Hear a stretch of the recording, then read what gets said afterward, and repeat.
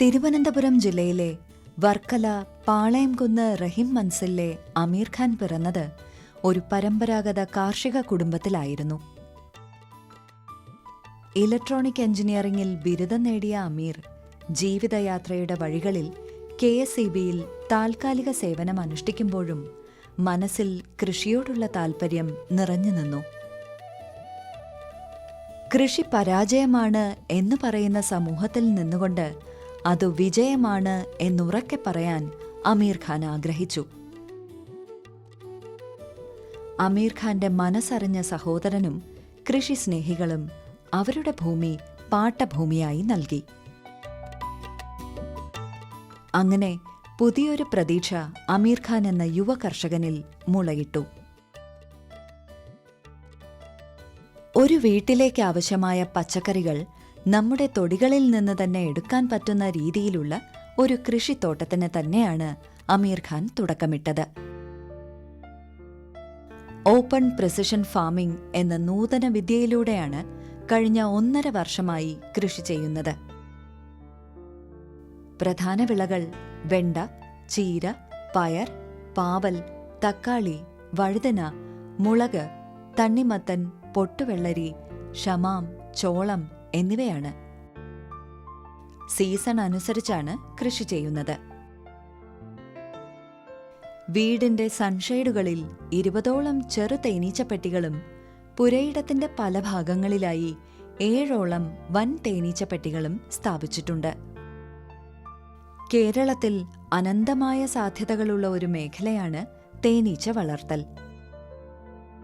കാർഷിക വിളകളിൽ പരാഗണം നടത്തുന്നതിലൂടെ ഉൽപാദനം കൂട്ടാനും തേനീച്ചകൾ സഹായിക്കുന്നു. ഒരു കർഷകനെ സംബന്ധിച്ച് അവൻ്റെ കൃഷിയിടത്തിൽ നമ്മൾ കൂലി കൊടുക്കാതെ നമുക്ക് വേണ്ടി ജോലി ചെയ്യുന്ന ഒരു കൂട്ടം ജീവികളാണ് തേനീച്ചകളെന്ന് പറയുന്നത്. അപ്പം ഒരു കർഷകന് അവൻ്റെ കാർഷിക വിളയിൽ അതിന് ഒരു നല്ല ആദായത്തിലേക്ക് എത്തിക്കാൻ ഏകദേശം 30% അധികം വിളവ് നേടിക്കൊടുക്കുന്ന ഉൽപാദനം കൂട്ടുവാൻ സഹായിക്കുന്ന ഒരു ജീവിയാണ് നമ്മളെ തേനീച്ച എന്ന് പറയുന്നത്.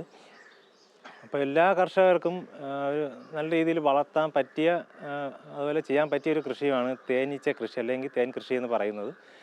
ഞാനിവിടെ ചെയ്തിരിക്കുന്നത് വൻതേനാണ്. വൻതേൻ ഒരു 6-7 പെട്ടിയോളം ഞാൻ ചെയ്യുന്നുണ്ട്. അപ്പോൾ ഇപ്പോൾ അതിൻ്റെ വിളവെടുപ്പ് കാലമാണ്. ഏകദേശം ഫെബ്രുവരി ലാസ്റ്റ് മാർച്ച് മാസമൊക്കെ നമുക്ക് നല്ല തേൻ കിട്ടുന്ന സീസണാണ്. അപ്പോൾ ഞാൻ അതിൻ്റെ തേൻ എടുക്കുന്ന രീതിയും മറ്റുമൊക്കെ ഒന്ന് കാണിക്കാം. ഒരു തേനീച്ച കർഷകനെ സംബന്ധിച്ച് എപ്പോഴും കയ്യിലുണ്ടാവേണ്ട ഒരു കാര്യമാണ് ഫേസ് മാസ്ക് എന്ന് പറയുന്നത്. അപ്പോൾ തേനീച്ചയുടെ കടി നമ്മളെ മുഖത്തൊക്കെ കിട്ടാതിരിക്കാൻ വേണ്ടിയിട്ട് നമുക്ക് ഉപയോഗിക്കാൻ പറ്റുന്ന ഒന്നാണ് ഈ നെറ്റ് എന്ന് പറയുന്നത്. അതുപോലെ തന്നെ ഹണി എക്സ്ട്രാക്ടർ എന്ന് പറയും. ഇത് നമുക്ക് തേൻ അടകൾക്ക് ക്ഷതം വരാതെ നല്ല രീതിയിൽ തേൻ എക്സ്ട്രാക്ട് ചെയ്ത് എടുക്കാൻ വേണ്ടിയിട്ടുള്ളൊരു ഉപകരണമാണ്. അതുപോലെ തന്നെ മറ്റൊരു ഉപകരണമാണ് സ്മോക്കർ. നമുക്ക് തേനീച്ച നമ്മളെ ആക്രമിക്കാനുള്ള ചാൻസ് കൂടുതലാണ്. അപ്പോൾ അവരെ ഒന്ന് അടക്കി നിർത്താൻ അല്ലെങ്കിൽ അവരുടെ ആ ശൗര്യം ഒന്ന് ഒതുക്കി നിർത്താൻ വേണ്ടിയിട്ട് നമുക്ക് ചെയ്യാൻ പറ്റുന്നതാണ് അവരെ ഒന്ന് പുക കൊടുത്ത് അവരുടെ ചെറുതായിട്ടൊന്ന് ബോധം കെടുത്തുക എന്നൊക്കെ പറയും. ആ രീതിയിൽ അവരെ ഒന്ന് ശാന്തരാക്കാൻ വേണ്ടിയിട്ട് നമ്മൾ ഉപയോഗിക്കുന്നതാണ് ഈ സ്മോക്കർ. ഇപ്പോൾ ഏകദേശം തേൻ നിറഞ്ഞൊരവസ്ഥയാണ്. ഏകദേശം തേനിൻ്റെ അടകളൊക്കെ തേനീച്ചകൾ സീൽ ചെയ്ത അവസ്ഥയിലാണ്. ഏകദേശം ഒരു 80% മുകളിൽ അവർ സീൽ ചെയ്തിട്ടുണ്ട്. അതായത് സീൽ ചെയ്തെന്ന് വെച്ചാൽ തേനടകളിൽ തേൻ നിറച്ചിട്ട് അതവരെ അടച്ച് സൂക്ഷിക്കും കേടാകാതിരിക്കാൻ വേണ്ടിയിട്ട്. അപ്പോൾ ആ ഒരു അവസ്ഥയിലേക്ക് വന്നിട്ടുണ്ട്. അതിനെയാണ് നമ്മൾ മെച്ചേർഡ് ഹണി എന്ന് പറയുന്നത്. അപ്പോൾ ഇപ്പം നമുക്കതിന് വിളവെടുക്കാൻ പരുവത്തിനായിട്ടുണ്ട്. നമുക്ക് ഇതിനകത്തുനിന്ന് തേനീച്ചയെ ഒഴിവാക്കിയെടുക്കണം. അപ്പോൾ അതിനായിട്ട് നമുക്ക് സ്മോക്ക് ചെയ്ത് കൊടുക്കാം. അപ്പോൾ ആ സമയത്ത് തേനീച്ച അതിൽ നിന്ന് വിട്ടുമാറി നിൽക്കും. നമ്മളെ ആക്രമിക്കുന്നതും അതിൻ്റെ ഒരു തോതും കുറയും. നമ്മൾ തേനിൻ്റെ സീൽ ചെയ്ത ഭാഗങ്ങൾ കട്ട് ചെയ്ത് മാറ്റുന്നതാണ്. അതായത് നമ്മൾ ഹണി എക്സ്ട്രാക്ടറിൽ ഇത് ഇടുമ്പോൾ ഇത് ഹണി നമ്മൾ എക്സ്ട്രാക്ടർ നല്ലപോലെ കറക്കി പ്രഷറിൽ കറക്കിയാണ് നമ്മൾ ഈ തേൻ അതിൽ നിന്ന് എടുക്കുന്നത്. അപ്പോൾ ആ സമയത്ത് ഇതിൽ നിന്നും തേൻ അതിലോട്ട് തെറിച്ച് വീഴാൻ വേണ്ടിയിട്ടാണ് നമ്മൾ ഈ അടഞ്ഞ കണ്ണുകളൊക്കെ തുറന്നു കൊടുക്കുന്നത്. അപ്പോൾ ഈസി ആയിട്ട് തേൻ നമ്മൾ എക്സ്ട്രാക്ടറിലോട്ട് വീഴും. നമ്മൾ ഈ അടകളൊക്കെ ചെത്തിയതിന് ശേഷം നമ്മൾ ഈ ഹണി എക്സ്ട്രാക്ടറിലോട്ട് ഇതിനെ വയ്ക്കുന്നതാണ്. ഹണി എക്സ്ട്രാക്ടർ വെച്ച് നമ്മളിത് എടുക്കുന്നതിൻ്റെ ഉപയോഗം എന്ന് പറയുന്നത്, നമ്മൾ ഈ തേനിൻ്റെ അട ഒരു കേടും കൂടാതെ നമുക്ക് ഇതുപോലെ തന്നെ തേൻ എടുത്തതിന് ശേഷം ആ തേനീച്ചപ്പെട്ടിയിലോട്ട് തിരിച്ച് വയ്ക്കാവുന്നതാണ്. അതാകുമ്പോൾ നമുക്കൊരു ഒരാഴ്ച കൊണ്ട് തന്നെ സീസണിൽ നമുക്ക് അടുത്ത തേൻ വിളവെടുപ്പ് നടത്താം. അതാണ് ഈ ഒരു കൃഷിയുടെ നേട്ടമെന്ന് പറയുന്നത്. അമീറിന്റെ പച്ചക്കറി കൃഷിയിടത്തിലേക്ക് ചെന്നാൽ ആദ്യം കാണുന്നത് 10 സെന്റിലെ വ്ളാത്താങ്കര ചീരയും IIHRന്റെ അർക്ക അനാമിക ഇനം വെണ്ടയുമാണ്. ചീര വിളവെടുപ്പിന്റെ ഘട്ടത്തിലാണ്. 2 അടി അകലത്തിൽ തടമെടുത്ത് മൾച്ചിങ് ഷീറ്റ് വിരിച്ച് അതിൽ സുഷിരങ്ങളിട്ടാണ് ചീരയും വെണ്ടയും നട്ടിരിക്കുന്നത്. 2 തടങ്ങൾക്കിടയിലൂടെ ഒരാൾക്ക് അനായാസം നടക്കാനും കീടനിയന്ത്രണം നടത്താനും വിളവെടുക്കാനും കഴിയുന്ന രീതിയിലാണ് അമീർ ഖാന്റെ കൃഷി. വർദ്ധിച്ചുവരുന്ന കളകൾ, മണ്ണിലെ ജൈവാംശങ്ങൾ കുത്തിയൊലിച്ച് നഷ്ടപ്പെടുക, കഠിനമായ ചൂടിൽ ജലാംശം ബാഷ്പീകരിക്കുക തുടങ്ങിയവ കൃഷി പരാജയത്തിന് പ്രധാന കാരണങ്ങളാണ്. ഇതിനുള്ള പ്രധാന പരിഹാരമാർഗമാണ് തടത്തിൽ ഷീറ്റുകൾ പുതപ്പിച്ച കൃഷിരീതി അഥവാ പുതയിടൽ.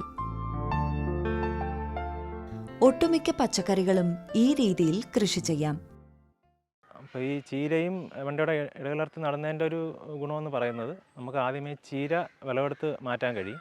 അപ്പോൾ അതിൽ നിന്ന് തന്നെ നമുക്ക് അതിൻ്റെ ഒരു ലേബർ ചാർജ് ആ ഒരു ചീരയുടെ ഇതിൽ നിന്ന് തന്നെ നമുക്കൊരു പ്രോഫിറ്റായിട്ട് ലഭിക്കുന്നതാണ്. അതിന് ശേഷം പിന്നെ നമുക്ക് ഈ വെണ്ടയുടെ വളർച്ച നല്ല രീതിയിൽ വരികയും ഏകദേശം ഒരു 45-50 ദിവസത്തിനുള്ളിൽ നമുക്ക് അതിൻ്റെ ഒരു വിളവെടുപ്പ് നടത്താൻ കഴിയും.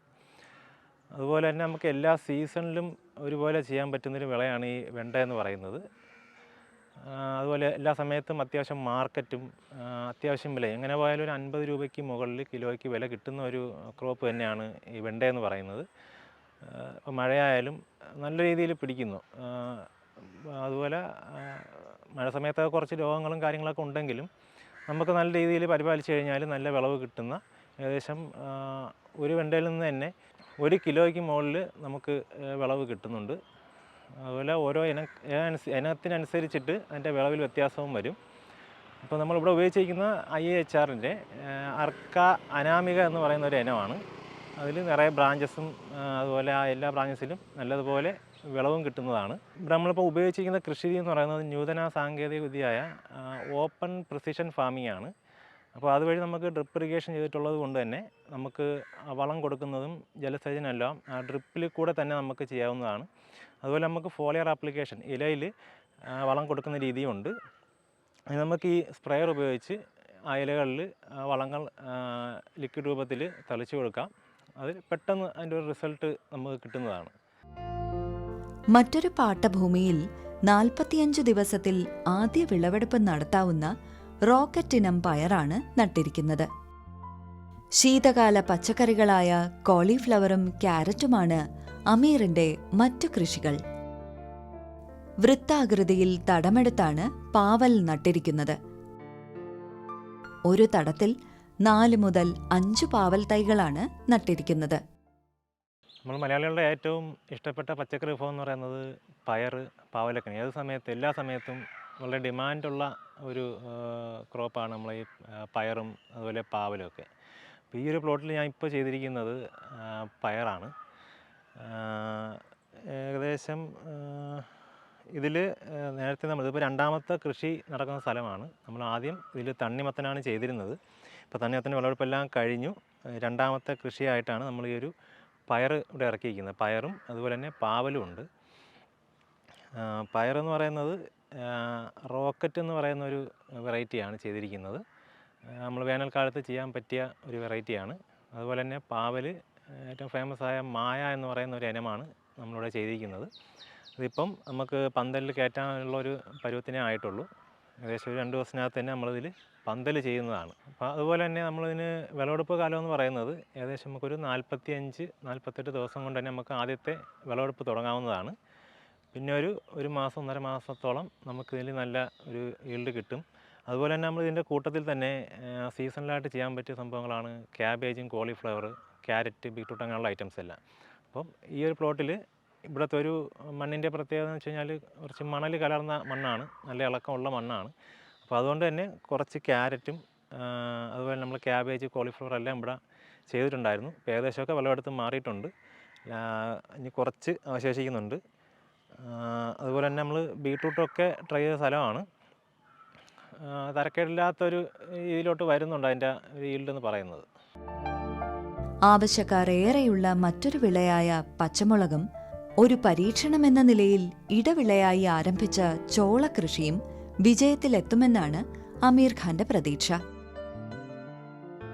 കായീച്ച, ഇലപ്പേൻ തുടങ്ങിയ കീടങ്ങളെ നശിപ്പിക്കാനായി ചെലവ് കുറഞ്ഞ ജൈവമാർഗമായ മഞ്ഞക്കെണി കൃഷിയിടത്തിൽ ഉപയോഗിച്ചിട്ടുണ്ട്. അപ്പോൾ എൻ്റെ കൃഷിയിടത്തിൽ ഞാൻ ഉപയോഗിക്കുന്ന വളങ്ങളെന്ന് വെച്ച് കഴിഞ്ഞാൽ നമ്മൾ അടിവളമായിട്ട് കൊടുക്കുന്നത് ചാണകം, അതുപോലെ കോഴിക്കാഷ്ടം. ഈ 2 വളമാണ് നമ്മൾ പ്രൈമറി ആയിട്ട് ഉപയോഗിക്കുന്നത്. അപ്പോൾ അതിന് ശേഷം പിന്നെ നമ്മൾ ജീവാണുവളങ്ങൾ കൊടുക്കാറുണ്ട്. അതുപോലെ സ്യൂഡോമോണസ് അങ്ങനെയുള്ള വളങ്ങളാണ് പിന്നെ നമ്മൾ ചെയ്യുന്നത്. പിന്നെ നമ്മുടെ ചെടിയുടെ വളർച്ചയ്ക്കനുസരിച്ച് ഓരോ സ്റ്റേജുകളിലായിട്ട് അതിന് വേണ്ടിയിട്ടുള്ള ന്യൂട്രിയൻ്റ് വളങ്ങൾ, ഫോസ്ഫറസ് കണ്ടൻറ്റ് കൂടിയതും നൈട്രജൻ്റെതും അതുപോലെ കായ്ഫലത്തിലോട്ടും പൂവിലോട്ടൊക്കെ എത്തുന്ന സമയത്ത് നമ്മൾ പൊട്ടാഷിൻ്റെ അളവ് കൂട്ടി അങ്ങനെയൊക്കെയുള്ള വളങ്ങളാണ് നമ്മളിവിടെ ചെയ്യുന്നത്. ഇപ്പോൾ നമുക്ക് മെയിനായിട്ട് നമ്മൾ അടിവളം കൊടുക്കുന്നത് ചാണകം, കോഴിവളം തന്നെയാണ്. അപ്പോൾ നമുക്ക് അതിൻ്റെ സോഴ്സ് എന്ന് പറയുന്നത് നമുക്ക് തൊട്ടടുത്തുള്ള വീട്ടിൽ നിന്ന് തന്നെ നമുക്ക് സുലഭമായിട്ട് അത് ലഭിക്കാറുണ്ട്. അപ്പോൾ നല്ല പച്ച ചാണകവും നമുക്കതിൻ്റെ സ്ലറിയൊക്കെ ആക്കാനും അതുപോലെ ജീവാമൃതം ഒക്കെ ഉണ്ടാക്കാൻ വേണ്ടിയിട്ട് നമുക്ക് ആ ചാണകം നല്ല രീതിയിൽ ഉപയോഗിക്കാൻ പറ്റുന്നുണ്ട്. നമുക്ക് തൊട്ടടുത്തായതുകൊണ്ട് തന്നെ എപ്പോഴും ലഭിക്കുന്നുണ്ട്. അതുപോലെ പശുവിൻ്റെ മൂത്രവും അങ്ങനെയുള്ള കാര്യങ്ങളൊക്കെ നമ്മൾ കൃഷിയിലേക്ക് നല്ല രീതിയിൽ ഉപയോഗിക്കാൻ സാധിക്കുന്നുണ്ട്. ഇനി നമുക്ക് അമീർ ഖാന്റെ തണ്ണിമത്തൻ കൃഷിയിടത്തിലേക്കു ചെല്ലാം. പാട്ടത്തിനെടുത്ത 1.5 ഏക്കർ വരുന്ന പുരയിടത്തിലാണ് കൃഷിയിലെ നൂതന സാങ്കേതിക വിദ്യകൾ പ്രയോജനപ്പെടുത്തി വിജയം കൊയ്തുകൊണ്ടിരിക്കുന്നത്. വിളവെടുപ്പ് ഘട്ടത്തിലാണ് തണ്ണിമത്തൻ. സൂര്യപ്രകാശം നല്ലതുപോലെ ലഭിക്കുന്ന തുറസായ സ്ഥലങ്ങളാണ് തണ്ണിമത്തൻ കൃഷിക്ക് അനുകൂലം. കൃത്യതാ കൃഷിയിലൂടെ കുറഞ്ഞ ചിലവിൽ കൂടുതൽ ഉൽപ്പാദനം നേടാൻ കഴിയുന്നുണ്ട് ഇദ്ദേഹത്തിന്. ഉൽപ്പന്നങ്ങൾ ഇലമൺ കൃഷിഭവന്റെ ഇക്കോ ഷോപ്പ് വഴിയും സ്വന്തമായും വിറ്റഴിക്കാൻ കഴിയുന്നതിനാൽ വിപണി ഒരു പ്രശ്നമല്ല അമീർ ഖാന്. അമീർ ഖാന്റെ മറ്റൊരു കൃഷി പൊട്ടുവെള്ളരിയാണ്.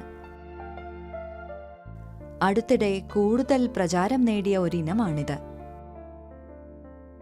മഞ്ഞ നിറമാകുന്നതാണ് ഇതിന്റെ മൂപ്പ്. വേനൽ ചൂടിനെ തടയാൻ ഏറ്റവും മികച്ച നാടൻ വിഭവമായ പൊട്ടുവെള്ളരി നാട്ടിൽ തന്നെ ഉണ്ടെന്ന കാര്യം അറിയാതെയാണ് പലരും മറുനാടൻ പഴങ്ങൾക്ക് പുറകെ പോകുന്നത്. കൃഷി ഒരു ഉപജീവന മാർഗം എന്നതിലുപരി ഒരു സാങ്കേതിക വിദ്യയായും ഒരു സംസ്കാരമായും ഉപയോഗിച്ചു വരുന്ന ഒരു യുവ കർഷകനാണ് ശ്രീ അമീർ ഖാൻ. ഇലകമൺ പഞ്ചായത്തിലെ വാണിജ്യ അടിസ്ഥാനത്തിൽ പലതരം വിളകൾ കൃഷി ചെയ്യുന്ന ഒരു യുവ കർഷകനാണ് അദ്ദേഹം തണ്ണിമത്തൻ, ഷമാം, പൊട്ടുവെള്ളരി, മറ്റ് പച്ചക്കറികൾ, വെണ്ട, മുളക്, പിന്നെ ചോളം മുതലായവ കൃഷി ചെയ്യുന്നുണ്ട്. അദ്ദേഹം തൻ്റെ അറിവുകൾ ഉപയോഗിച്ച് സാങ്കേതിക വിദ്യകളെ എങ്ങനെ കൃഷിയിലേക്ക് ഉൾപ്പെടുത്താം എന്നതിനെക്കുറിച്ച് ആരായാനാണ് ആദ്യമായി കൃഷിഭവനിലേക്ക് എത്തുന്നത്. കൃഷിഭവനിലെത്തിയപ്പോൾ ഞങ്ങൾ നൂതനമായ സാങ്കേതിക വിദ്യയായ കൃത്യത കൃഷിയെക്കുറിച്ച് അദ്ദേഹത്തിന് പരിചയപ്പെടുത്തുകയും അദ്ദേഹം കൃത്യത കൃഷി അവലംബിക്കുകയും കൃത്യത കൃഷിയിലൂടെ തണ്ണിമത്തൻ മുതലായ വിളകൾ വളരെ മികച്ച രീതിയിൽ കൃഷി ചെയ്യുകയും ചെയ്തിട്ടുണ്ട്. ഇത് കഴിഞ്ഞ വർഷം മികച്ച വിളവ് നേടിയതിനെ തുടർന്ന് ഇത് രണ്ടാമത്തെ വർഷമാണ് അദ്ദേഹം തണ്ണിമത്തൻ കൃഷി ചെയ്യുന്നത്. കഴിഞ്ഞ വർഷം തണ്ണിമത്തൻ ഒരു 50 സെൻറ്റിൽ കൂടുതൽ സ്ഥലത്ത് അദ്ദേഹം കൃഷി ചെയ്തിരുന്നു.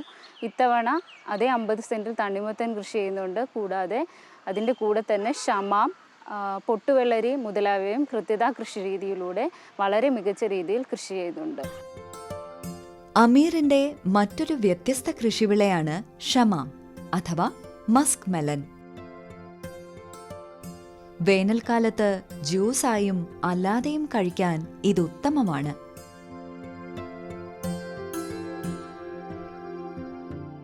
ഇതിന് മത്തനോട് സാമ്യമുള്ള ആകൃതിയും തവിട്ടു നിറവുമാണ്. ഇവയുടെ അകത്ത് കാണുന്ന വിത്തുകൾക്ക് ചുറ്റുമുള്ള മഞ്ഞ നിറത്തിലുള്ള മാംസളമായ ഭാഗമാണ് ഭക്ഷ്യയോഗ്യമായിട്ടുള്ളത്. ഞാൻ കൃഷി ചെയ്യുന്നത് ഇലകമൺ കൃഷിഭവൻ്റെ പരിധിയിലാണ്. അപ്പോൾ അവരുടെ ഒരു സപ്പോർട്ട് എന്ന് പറയുന്നത്, നമ്മൾ തുടക്കത്തിലെ വാണിജ്യാടിസ്ഥാനത്തിൽ കൃഷി ചെയ്യാൻ തുടങ്ങിയ സമയത്ത് നമ്മൾ കൃഷിഭവനിൽ പോയിരുന്നു, അവരുമായിട്ട് ബന്ധപ്പെട്ടു. അപ്പോൾ അവിടെ നിന്ന് നല്ലൊരു റെസ്പോൺസാണ് നമുക്ക് കിട്ടിയത്. അപ്പോൾ അവിടുത്തെ സ്റ്റാഫുകൾ, കൃഷി ഓഫീസറായാലും അസിസ്റ്റൻറ്റുമാരായാലും അവർ നമുക്ക് നല്ല സപ്പോർട്ട് തരികയും നമ്മളുടെ ഫീൽഡ് വന്ന് വിസിറ്റ് ചെയ്ത് അതിൽ എന്തൊക്കെ ചെയ്യാം, രീതിയിലൊക്കെ ചെയ്യാമെന്നുള്ള അഡ്വൈസൊക്കെ നമുക്ക് തന്നിട്ടുണ്ട്. അതുപോലെ തന്നെ നമുക്ക് ഫീൽഡ് വിസിറ്റ് അവർ നമ്മൾ വിളിച്ച് പറഞ്ഞാൽ ആ ടൈമിൽ തന്നെ അവർ വന്ന് നോക്കി എന്തെങ്കിലുമൊക്കെ അസുഖങ്ങളോ അല്ലെങ്കിൽ ന്യൂട്രിയൻ്റ് ഡെഫിഷ്യൻസിയോ അങ്ങനെ എന്തെങ്കിലുമൊക്കെ ഉണ്ടെങ്കിൽ അവരത് കറക്റ്റായിട്ട് നോട്ട് ചെയ്ത് തരികയും അതിനുള്ള റെമഡി എന്താണ്, ഏത് മെഡിസിനാണ് അല്ലെങ്കിൽ ഏത് വളമാണ് കൊടുക്കാനുള്ളത് എന്നുള്ളതൊക്കെ കറക്റ്റായിട്ട് അവർ പറഞ്ഞു തരുന്നുണ്ട്. അതുപോലെ തന്നെ നമുക്ക് സബ്സിഡികൾ കുറിച്ച് ഇപ്പം എല്ലാ സബ്സിഡിയും ഏതൊക്കെയാണ് സബ്സിഡികൾ വരുന്നതെന്ന് അവരൊക്കെ അറിയാവും. അപ്പം അതാത് സമയങ്ങളിൽ അവർ നമ്മളെ അത് അറിയിക്കുന്നുണ്ട്, ഇന്ന സബ്സിഡികൾക്ക് ഉള്ള ഇത് വന്നിട്ടുണ്ട്, അപ്പോൾ അതിനുള്ള കാര്യങ്ങൾ ചെയ്യാനും ഡോക്യുമെൻറ്റ്സും കാര്യങ്ങളൊക്കെ സബ്മിറ്റ് ചെയ്യാനും ഒക്കെ അവർ കറക്റ്റായിട്ട് അത് അറിയിക്കുന്നുണ്ട്. വലിയൊരു സപ്പോർട്ട് തന്നെയാണ് ഇലകമൺ കൃഷിഭവൻ്റെ കീഴിൽ നിന്നും നമുക്ക് കിട്ടിക്കൊണ്ടിരിക്കുന്നത്. കൃഷിഭവൻ ഉദ്യോഗസ്ഥരുടെ നിരന്തര സന്ദർശനവും സഹായവും അമീറിന് ലഭിക്കുന്നുണ്ട്. കൃഷിയിടത്തിൽ ഒരൊറ്റയാൾ പോരാട്ടം എന്ന് തന്നെ അമീർ ഖാന്റെ കാർഷിക വൃത്തിയെ വിശേഷിപ്പിക്കാം. വീട്ടിലെ തിരക്കൊഴിഞ്ഞ സമയങ്ങളിൽ മക്കളും ബന്ധുക്കളുമൊക്കെ കൃഷിയിൽ അമീർ ഖാനെ സഹായിക്കാറുണ്ട്. ഇപ്പോൾ കൃഷി ചെയ്യുന്ന ആൾക്കാരുടെ എണ്ണം വളരെ കുറവാണ്. നമ്മൾ പഞ്ചായത്തായാലും ഒരു പരിപാടിക്ക് പോയാലും എല്ലാം പ്രായമുള്ള ആൾക്കാരാണ് അവിടെ കൂടുതലും വരുന്നത്, ചെറുപ്പക്കാരെയും കാണാറില്ല. അപ്പോൾ ഞാൻ ഈ കൃഷി ചെയ്യുമ്പോൾ എൻ്റെ പ്രായക്കാർക്ക് മറ്റുള്ളവർക്കും ഇതിനെക്കുറിച്ചൊരു വരും തലമുറയ്ക്കും അതൊരു പ്രചോദനമാവുകയും ഒരു മോട്ടിവേഷൻ കിട്ടുകയും വേണമെന്നുള്ളൊരു ആഗ്രഹമുണ്ട്. അപ്പം കൂടുതൽ സ്ഥലങ്ങളിലേക്ക് നമ്മൾ ഈ ഒരു കൃഷി വ്യാപിപ്പിക്കാനുള്ളൊരു മനസ്സിലാണ് ഇപ്പോൾ നിൽക്കുന്നത്. അപ്പം അങ്ങനെയുള്ള ഭൂമികൾ ആർക്കെങ്കിലും തരിശായി കിടക്കുന്നതോ ഉപയോഗിക്കാതെ കിടക്കുന്ന ഭൂമികൾ, നമുക്ക് ജലലഭ്യതയും മറ്റ് സൗകര്യങ്ങളൊക്കെ ഉള്ള ഭൂമികൾ ഉണ്ടെങ്കിൽ നമുക്ക് ഒരു കൃഷി ചെയ്യാനുള്ള അനുഭവം തന്നു കഴിഞ്ഞാൽ നമ്മളവർ നല്ല രീതിയിലൊരു കൃഷി ചെയ്യണമെന്നുള്ളൊരു മനസ്സിലാണ് ഇപ്പം നമ്മൾ നിൽക്കുന്നത്. അതുപോലെ ആർക്കെങ്കിലുമൊക്കെ കൃഷിയെക്കുറിച്ച് എന്തെങ്കിലുമൊക്കെ അറിയാനൊക്കെ ഉണ്ടെങ്കിൽ നമ്മളെ സമീപിച്ചാലും നമ്മൾ അതിനുള്ള സഹായങ്ങൾ ചെയ്തു കൊടുക്കാൻ സന്നദ്ധനായിട്ട് നിൽക്കുകയാണ്. ഉപഭോക്താക്കളുടെ ആവശ്യത്തിനനുസരിച്ചുള്ള അളവിൽ ഉൽപാദനം സാധ്യമാകുന്നില്ല എന്നതിലാണ് അമീർ ഖാന്റെ നിരാശ. ഈ കർഷകൻ ഇനിയും തരിശുഭൂമികളെ കൃഷിഭൂമിയാക്കാൻ കാത്തിരിക്കുന്നു.